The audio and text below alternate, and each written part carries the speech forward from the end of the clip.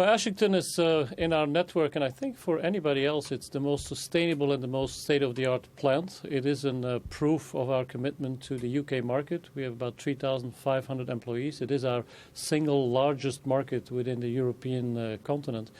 So this is a sign of making the Dulux dog happy in the UK and keeping it alive and kicking. So we were very proud of opening it because it shows a real boost and it supports our strength into the UK market as a leader here in the country. You've invested something like 100 million euros in this facility, I believe. Clearly you're not too concerned about Brexit.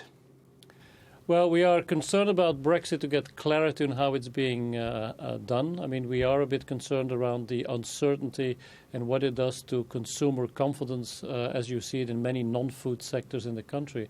But to be honest, the UK market for us is such an important market that the Ashington plant is really focused on the local market here. For us, what would be really comfort-giving is the sooner we know what shape the Brexit is going to take, because then as a large multinational company we can plan around it. So we are a bit agnostic around which scenario it takes, as long as we have soon certainty on how it's going to shape out.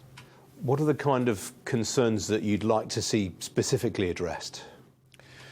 Well, obviously anything that makes it difficult to get products in or out or complicated would be a bit hampering. But for us, as a large domestic player for paints and coatings in the UK, most of what comes out of our Ashington unit and the other sites is for domestic use here in the UK. So we are more concerned around what does it bring in across the border, how difficult does it go. But again, I would say the sooner we have clarity on how it is, the sooner we can start planning around how to deal with that. So British consumers likely to be facing, domestic consumers likely to be facing increases in the price of Dulux paint? I think for the large extent, I think in the industry and for all the suppliers, I think that this increasingly has been part of the pricing, and then you have the overlay of all sorts of other commercial activities. So I don't think there should be a big change be expected in the market there. And looking ahead to 2018, how do you see consumer confidence more broadly? I mean, we've talked about the UK, but what about elsewhere in the world? Oh, it's really around the world. You have every shade and every version of consumer confidence or lack thereof. I would say if I look at China, which is a key market for us and where we're very successful, there the consumer confidence, even from the middle class but also higher up, is very strong. So we see an enormous demand for our products.